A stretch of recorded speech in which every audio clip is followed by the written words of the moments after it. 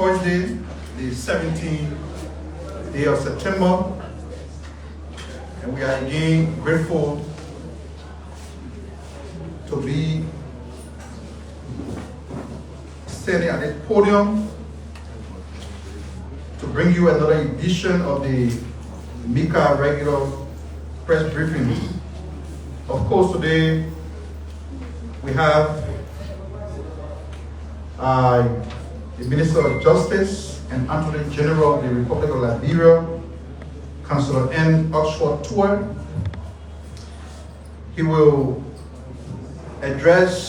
He's here to address some critical national issues. And we also have Honorable Hodges, the head of the Independent Information Commission, is here to speak to you on how he and his team intend to revamp that very critical agency of government. But before we invite the Attorney General to the podium, we'd like to make the following remarks on behalf of the government of Liberia. The government of Liberia wishes to clarify that it does not hold any special interest in former President George Weah, nor does his opinion carry extra weight regarding government invitation to him to join a host of other permanent Liberians in supporting Liberia's bid for a non-permanent seat on the United Nations Security Council. It has been brought to our attention that some media outlets are reporting that the government has solicited former President Weah's assistance in our campaign for a UN Security Council seat. Notably, some of the papers that have decided to publish these erroneous headlines include the Front Page Africa, which headline states, "Seeking Weah's help, government implores ex-President Weah to join campaign for a non-permanent seat at the United Nations Security Council." While a Liberian investigator also reported erroneously, Foreign Affairs Minister requests ex-President Weah's help for UN Security Council seat. We'd like to categorically state as a government that these headlines misrepresent the actual situation.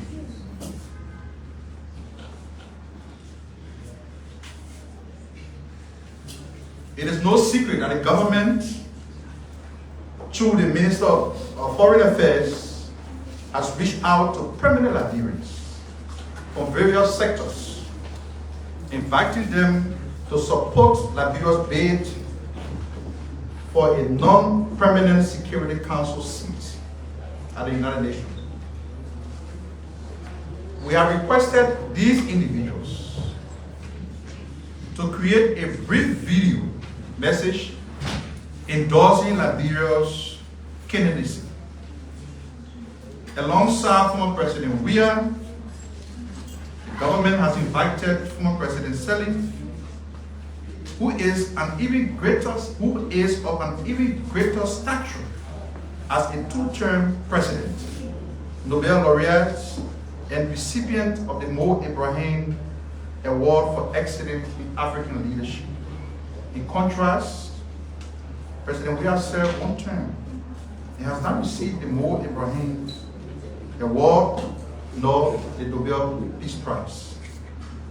We have asked former President Cllr to produce the same 1-minute video that we requested from former President Weah.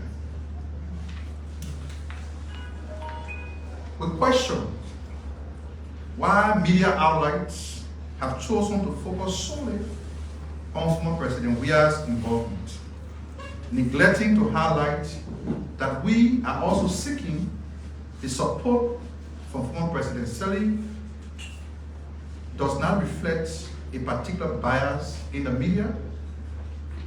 Why is it wanted to report on our outreach to former President Weah, yet not on our invitation to the two-term former President Sirleaf? In addition to former President Weah and Sirleaf, the government has also reached out to Nobel laureate Bowie, Speaker of the House of Representatives J. Kofa, President pro tempore of the Liberian Senate, Senator Nyomdi Kanga Lawrence, and other leaders in the Legislative Committee on Foreign Affairs and Security. We have similarly contacted long-term Liberian diplomat, Ambassador George Wallace, and former Foreign Minister Olubanki King Akiwili, among others, to lend their voices to our campaign. It is misleading to suggest that we have singled out former President Weah for this endeavor. Every voice matters equally, and no single individual carries more influence than the other in this context. Liberia last held a seat on the United Nations Security Council over 60 years ago. President Waka and the government view this bid as timely and essential. We are determined to pursue it despite any political maneuvering. On that note, we like to also speak that Honorable Augustine Tweh has assumed the role of Minister of Financial Development Planning. Before that, President Waka expressed his satisfaction that the former Minister of Finance, who recently served as country manager for the African Development Bank in Uganda, has accepted the nomination for this key position. A vibrant ceremony was held at the ministry to welcome Minister Gafuan, where he received a warm reception from staff who know him well. In his inaugural remarks, Minister Gafuan emphasized the necessity for swift government processes, acknowledging the public importance and the need to avoid delays. He urged his colleagues at the ministry to prepare for a rapid pace of work, stating the train is moving fast. At MICAT, we extend our best wishes to Minister Augustine Tweh and his team, confident in their ability to fulfill the President's mandate and meet the expectations of the Liberian people. We'd like to congratulate Honorable Gafuan on his new role as Minister of Finance and Development Planning of the Republic of Liberia. Welcome on board. On that note, let me now welcome to the podium the Minister of Justice and Attorney General of the Republic of Liberia for his remarks.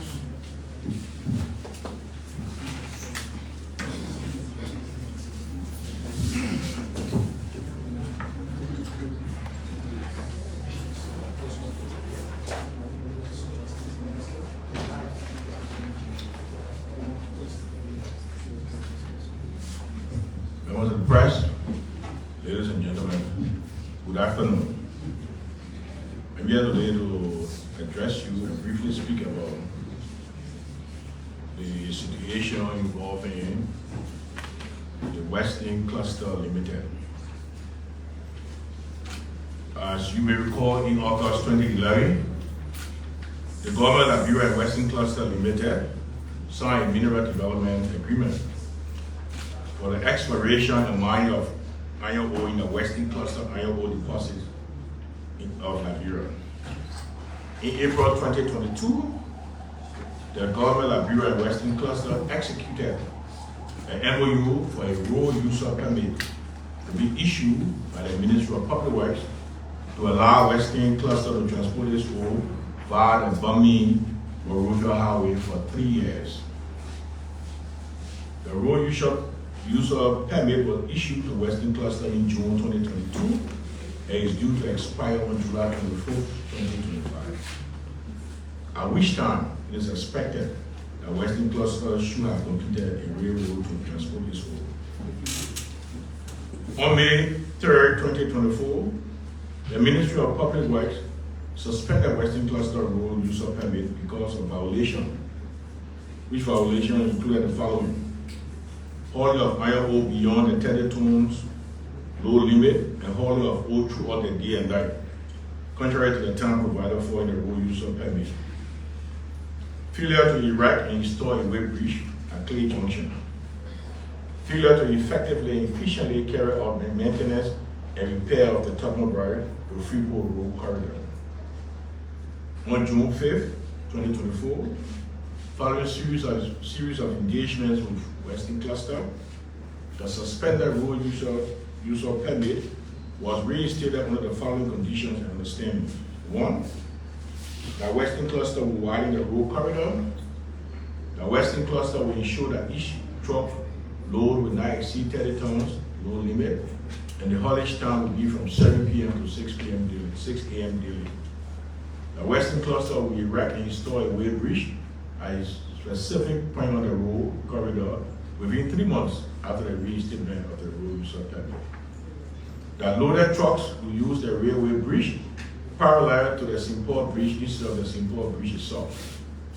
The Western Cluster will place on each truck a hotline for the public to report reckless driving. On July 12, 2024, the road use of permit was again suspended by the Ministry of Public Works for the expiration of Western Cluster's environmental permit for over 30 days without renewal, which is a violation of the Environmental Protection and Management Law. Subsequently, on August 27, 2024, the Environmental Protection Agency, EPA, issued Western Cluster a temporary permit for 3 months. On Saturday, September 14, 2024, in compliance with a presidential mandate,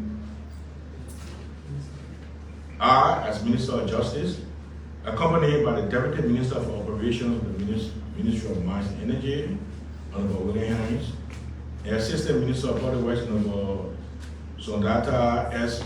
Jusuma, led a team on an inspection tour of the road corridor from Simport Bridge, Virginia to Tubman, Bomi County. The primary objectives of the inspection were: 1, to assess the current condition of the road from Simport Bridge to Tubman and observe maintenance works carried out by Western Cluster. 2, to evaluate the state of the bridge parallel to the Simport Bridge, which Western Cluster has been instructed to repair, maintain, and utilize for its operations to avoid and prevent damage to the Simport Bridge. 3, to review interventions such as patching, shoulder clearing, drainages, and culverts installation along the corridor. 4, to gather information on Western Cluster's bypass route, weight bridge facilities, and future rehabilitation plans. The inspection reviewed that indeed Western Cluster has done some repair and maintenance work on the road corridor. These include the following: Western Cluster has hired a contractor to continuously repair and maintain the corridor. The contractor informed the team that he has a detailed maintenance plan which will be submitted to the Ministry of Public Works this week. Western Cluster has almost through the contractor completely fixed the old bridge parallel to the Simport Bridge for use by its trucks. Only the tying that is absorbed and finishing is left to be done, which will be done during the dry season. However, in its present condition, the bridge can be used by trucks. The contractor has executed repair and maintenance work along the road corridor, repairing seriously damaged portions of the road corridor at various sections, including the old mobile compound in Virginia, and just before the overpass leading to Hotel Africa, they are constructed drainages along this corridor.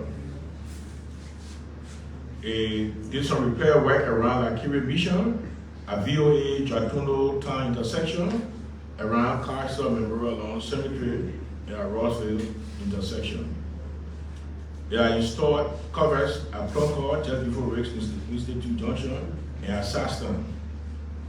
It is also undertaking shoulder clearing works at several locations.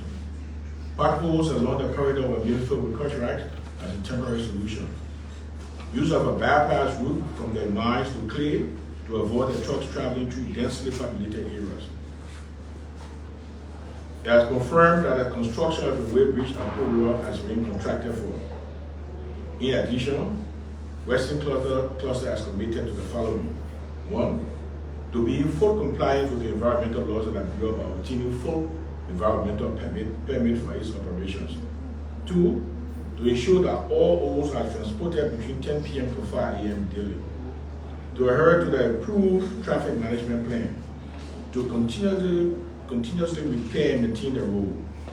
5. To engage the Ministries of Public Works and Transport in collaboration with them carry out a joint public and road safety awareness along the corridor. 6. To undertake the erection installation of the way station at Togar Bridge at a point to be agreed upon between the Ministry of Public Works and Western Cluster, which is to be completed and commissioned by November 2024. 7. To ensure that all activities and assessments on the repair of the parallel bridge to the Simple Bridge are being conducted, and that only the asphalt and finishing will be left to be done during the dry season. To commence the development of an alternative haulage road through Manam Plantation, to conduct with a jetty to be constructed, from which the ore will be shipped, with feasibility study ongoing and be completed within 6 weeks. Therefore, predicating the issue of the temporary environmental permit by the EPA, as well as the report of the investigation of the road corridor repairs and maintenance of the road corridor, presently being undertaken by Western Cluster, along with Western Cluster's agreement to conform to the terms of the road use permit in the MDA, and its engagement of a contractor for the continuous maintenance and repair of the road, the government of Liberia hereby reinstates Western Cluster's road use permit. The government wants to unequivocally state that it will not hesitate to revoke the road use permit if Western Cluster fails to honor its commitments in the provisions of the road use permit in the MDA. However, before I conclude, I would like to state this. We want to note that that particular road has reached its design lifespan and is no longer maintainable through patching. Given the current end of its design lifespan nature of the road itself, coupled with the exacerbating impact of our rainy season, it requires significant maintenance or full rehabilitation to accommodate the increasing traffic in the heavy load transported by Western Cluster. I thank you all. Wish you all good and quality day.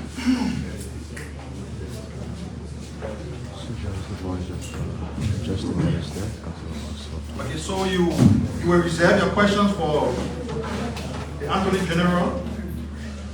We'll invite Mr. Hodges to the podium. He will make a presentation and then we'll take your questions and make it more interactive.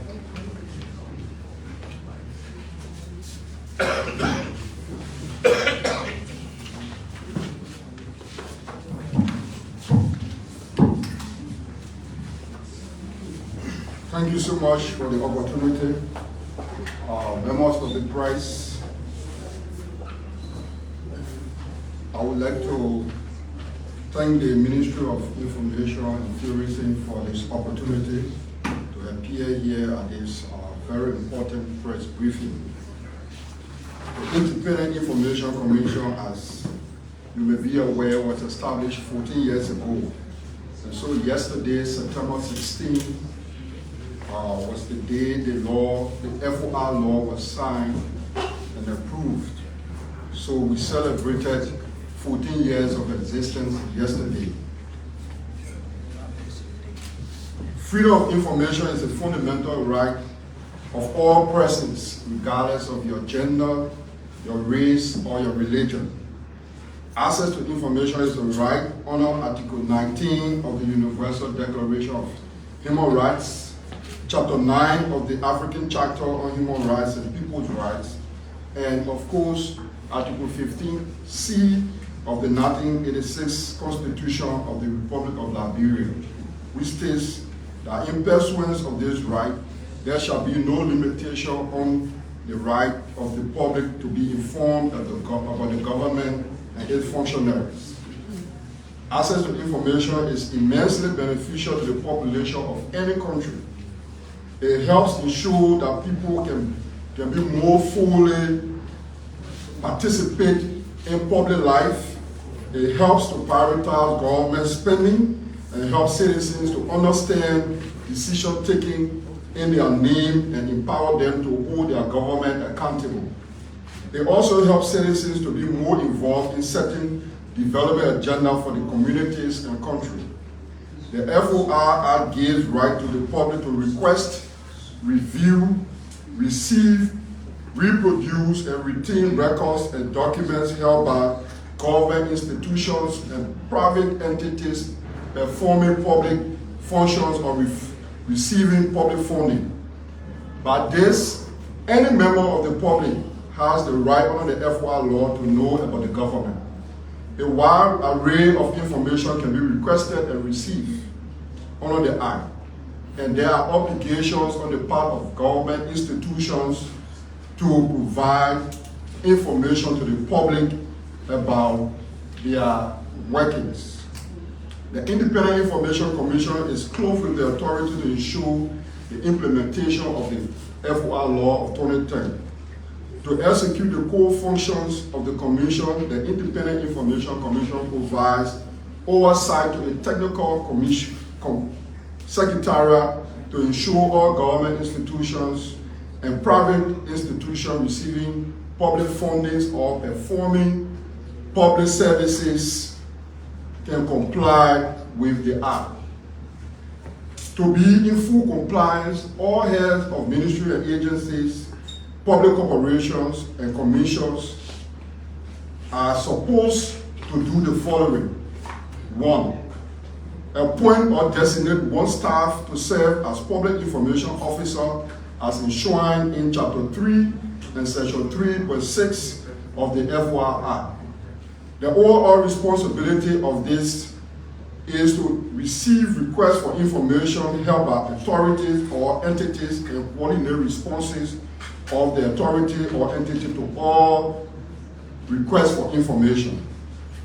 Number 2, establish an internal information request review body as required under Chapter 6, Section 6.2 of the FOR law.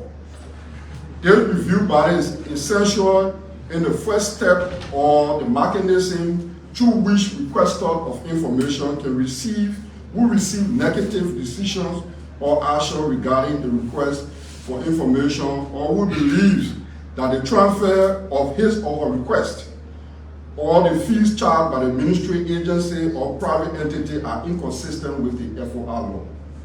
They can seek redress through the review body. Number 3, ministry agencies are supposed to establish and maintain a regularly updated and widely user-friendly publication scheme, that is website or social media online, as mandated in Chapter 2, Section 2.1 of the FOR Act. The FOR law requires all government institutions to provide detailed information regarding their core functions, nature of their activities and operations, and the information they possess. When this is done, it will address the aspect of the FOR law that calls for automatic publication or proactive disclosure of information, which will alleviate the burden on public information officers of the time-consuming and costly search for documents to satisfy the public request for information. And number 4, each ministry or agency is required under the Act to submit activities report annually to the Information Commission as indicated in Chapter 5, Section 5.3 of the FOR Act. The annual report from government ministry and agencies are key to the implementation of the FOR law in general, because the compilation of these reports shows the total number of requests for access to information filed by the public and processed, the number of requests pending before government institutions and private bodies, the number of requests for information that were denied, the average number of days taken for processing of different types of requests for information, and the total amount charged for the processing of requests for information. These are vital information needed by the Information Commission to inform the Information Commissioner's status of the implementation report to the legislature, as required in Chapter 5, Section 5.4 of the FOI law. When we took over at the Independent Information Commission, we met an institution that plagued like many of government institutions with challenges, and those were difficulties that impeded the implementation of the FOI law. Particularly among them was the low budgetary support received by the Commission from 2018 to 2023, which strangulated the Commission, making it impossible for us to do public awareness, which is very key in creating awareness around the country and empowering citizens with the information they need to follow the necessary procedure to request information. Upon taking over, we signed an MOU with the Center for Media Studies and Peace Building to benefit from the USA Media Activity Project that is being implemented by Internews. And that MOU will benefit the Information Commission in several ways. One, we will develop a functional website and social media platform for sharing of information of the Commission. We'll also develop a new 5-year strategic plan that will tell where we are and where we want to go as a Commission.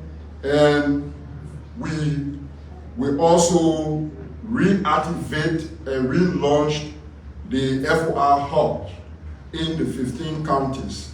That is part of the decentralization of the Commission, so that people in the counties too can be able to use the FOI law when they need information from local government authorities.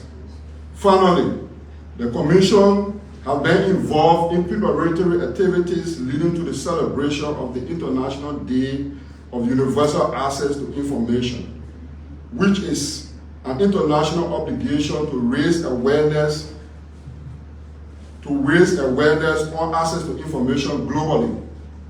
The IRC will commence celebratory activities marking the International Day of Access to Information on Tuesday, October 1, 2024, with Freedom of Information Awareness campaign featuring radio appearances, public engagements, highlighting the value of access to information and the public rights under the FOI law. On Wednesday, October 2nd, 2024 at 10 a.m., an official program will be held in the ballroom of the Monrovia City Hall, climaxing the celebration. During this program, His Excellency Joseph Yuma Boaga, President of the Republic of Liberia, is expected to officially launch the FOI hubs that will be set up in the 15 counties.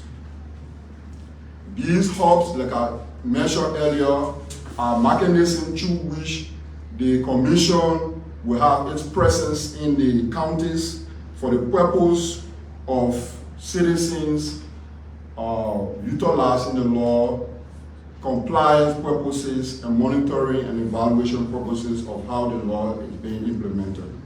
We call on media institutions, civil society organizations, and the general public to join us on October 2nd, 2024, as we will celebrate the International Right to Know Day. I thank you.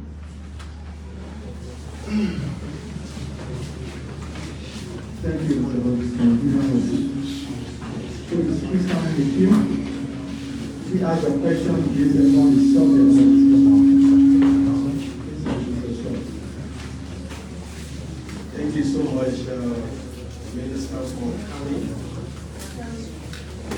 Thank you so much, Minister, for coming. My name is Joash, and I report for Spoon FM, Spoon Network.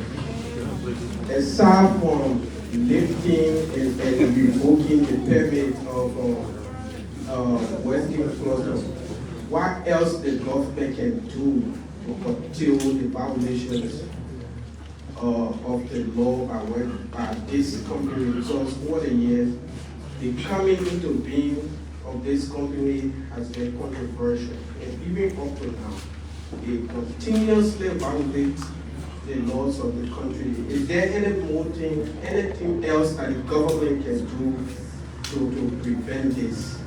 That's one. And to Minister Daniel Sanu, he did say that the government would a couple of people, including the former president.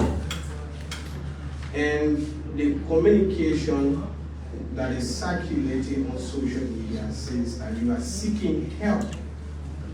How is it a crime that a newspaper press and say that the government is seeking help from the former president, Joash? Because the communication is clear that he's seeking help from a couple of people, including him. So I heard you saying that not only the former president, you wrote for a couple of people. So I just want you to explain that, because the communication is clear that he's seeking help.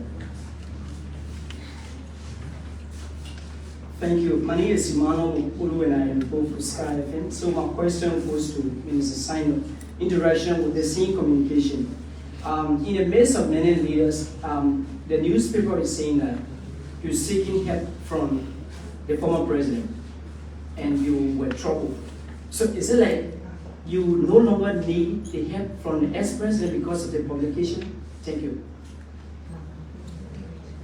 So my name is James Mbala, I report for Liberia in County. Our Minister of Justice, I heard you speaking about the issue of Western Cluster and the use of land. China Union also is troubling us in MICAT County, from the Firestone to Kakata to Togar route. The foundations in regard to the trucks moving day and night is troubling, and as we speak now, the road from Firestone to go to Kakata is no longer reliable. Are you using the same versions, taking the people to go and check on China Union in regard to these foundations?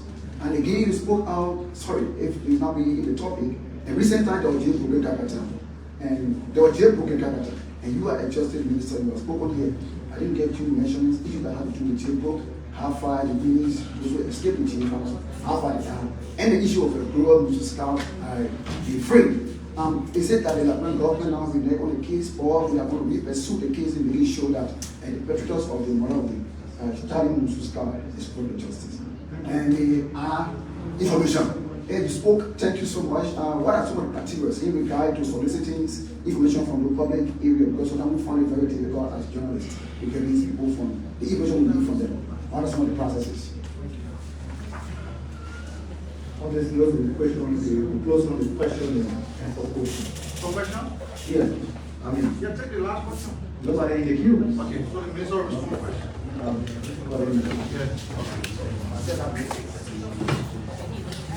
Thank you. I've been given the privilege to respond to the question. On the question of what can government do to curtail violation of the laws by Western Cluster, you have to understand that Western Cluster has a concession agreement with the government. In addition, you execute an MOU. This government is a government of law. We have a Bureau of Concession and other agencies of government that regularly monitor and happenings and concession areas. So if there is any violation of the law and the government have evidence of that, the government will take the necessary steps against the concessionaire. In regards to China Union, thanks for bringing it to our attention.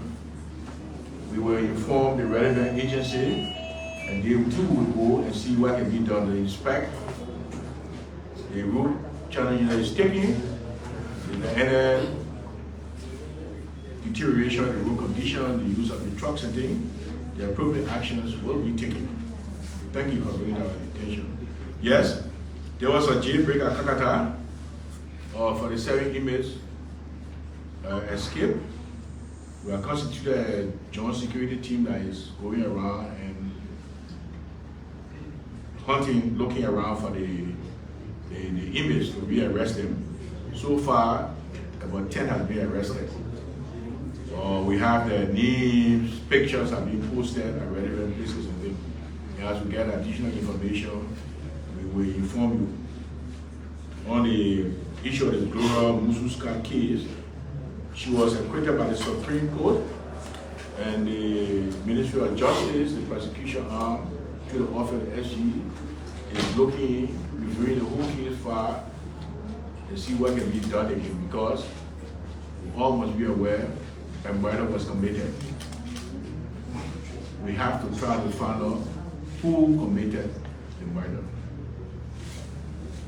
So the Ministry of Justice is looking into that, looking for the evidence, see if they can get it. If there are any additional leads that can follow to see who committed the crime, so that person can be arrested, indicted, and prosecuted.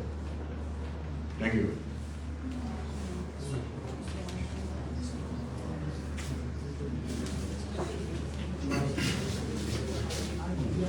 So, regarding how information can be requested,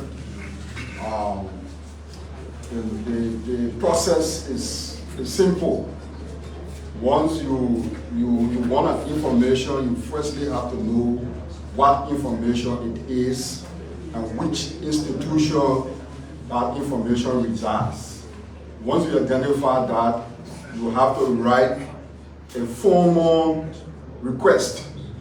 You either write a formal request, or you can record your voice, you can submit that recording, or you can even go to the institution and you can make a verbal request. But that request should contain the information that you need clearly. If it is the entity's budget, or a particular contract, or a particular salary of an official, you have to be clear on what information you want.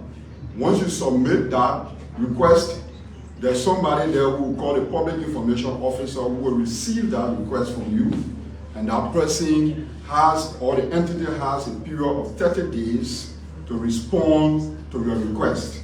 That is what the law says. So in the period of 30 days, you will wait, and that entity will respond to you, either positively or negatively. When they respond to you positively, it means they will give you the information that you requested. If they responded to you negatively, it means they deny your request. But that denial must be justifiable. They can't just say we don't have that information. They should tell you why they don't have the information. Possibly that information is not with them. So they could transfer your request to the institution, the thing that has the information. Once they can tell you that the information is not here, but we are referring you to this institution, then you have to go there. If they deny you, there are certain information that are under the exempt category in the law. Information on national security, information on international relations, trade secret, and a couple of other information that are protected under the law. But they should also tell you that this information that you need is the national security information. It cannot be disclosed for XYZ reason. That should be a justifiable reason why they can't give you the information. If you feel that your request was not addressed or unduly denied, then you can come to the Information Commission for redress. When you come there, we will call the two parties, we'll call you, we'll call the entity, and the entity will explain why they deny you. If there are justifiable reasons why they deny you, we will come up with a decision to tell you that that decision or the response for the entity was correct. If they deny you incorrectly, we will tell them to ensure that they provide that information. If they refuse to provide information, we we'll take the matter to the civil law court. According to the law, in the civil law court, will compel them to provide the information. If it is in the county, the circuit court will compel them to provide the information. So that's the entire process of requesting of information, complaint, response, and redress. Thank you so much.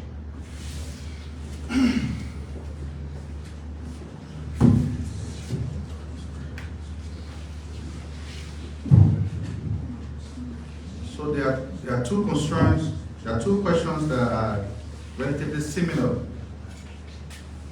And Chokong from Spoon FM is asking what is a crime for the government to solicit the help of former President Weah, and the other primary asks as to whether GOL does not need any help from President Weah. We sort of decided to talk about this because one, the story is not based on the whole truth. I can teach a journalist how to do a job, but you know very well that your reportage should be credible, balanced, and accurate. When a particular news outlet neglects to highlight in a story is published that the government has also or is also seeking the help or the intervention or support from other permanent Liberians, and solely decide to focus its highlight or headlines that the government is seeking help from President Weah to get a position, then it connotes a whole different message, which necessitates our response. Because why single out one person? Why not say that the government of Liberia has reached out to permanent Liberians to produce a 1-minute video to support the drive to get the non-permanent seat at the Security Council? So it connotes a totally different message that does not reflect the motive of the Minister of Foreign Affairs. And that's why we say it's important, because somebody who is reading that headline, outside of Liberia, who is not following currently the Ministry of Information Press briefing, will assume that the Ministry of Foreign Affairs only wrote President Weah. Did the story go on to say that other permanent Liberians were written? Did it say so? It doesn't highlight that. So the negative connotation that is embedded within the story necessitates a response from the government. Why was it newsworthy to only report that the government had reached out to President Weah? And I also highlight that the Speaker of the Legislature, the former Nobel laureate, Liman Bowie, a peace icon, the President Pro Tempore of the Senate, Olubangi King Akiwili, all these permanent Liberians have been written, and we are seeking their endorsement. So it is not any specific favor, because even among the list of people that we name, the stature of President Salih far surpasses that of Mr. Weah. So, if the people are saying, oh, the government has brought seek the support of one President Salih, they can understand why. But to say that, oh, the government seeking President Weah help, is he the only person on the list? We can't do that. And we will consistently remind our media colleagues that the democracy cannot thrive in the face of misinformation. The people who read your people, if the purpose of the publication of any particular news daily is to sensationalize headlines, then we have to rethink. Because people need to know the truth, the whole truth. Just publish a list. The Ministry of Foreign Affairs is big, it has a website. It has a public relations officer. Did you reach out to them to balance the story? Or you are simply publishing the story for political reason? So we cannot go back whenever misleading information, is being spread against the government. So we don't want to be combative. We We hold nothing against former President Weah. We hold nothing against the Front Page Africa and the Liberian investigator. We just thought to set the record straight. That the Ministry of Foreign Affairs, Liberia needs a seat. We want to build the reputation of our country. 60 years ago, we were there. 60 years after we fronting to get a seat. And we expect that every Liberian, whether you are a journalist, you are a civil society activist, you have to support that effort. As opposed to you being unnecessarily political about it, and you publish a headline to make it seem that the President we didn't produce a video, Liberia get a seat. That is absolutely wrong. Thank you.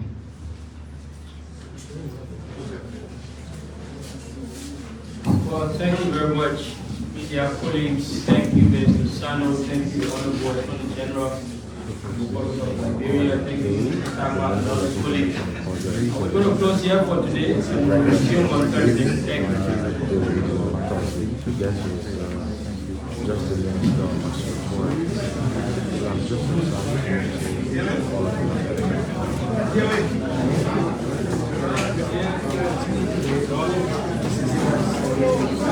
Ladies and gentlemen, this is Focus on Liberia, live broadcast of the Ministry of Information, Cultural Affairs and Tourism, where the regular press briefing is being held in Charles William Press Room. And my name is Gwendolyn Dorado. So thanks for watching. And we will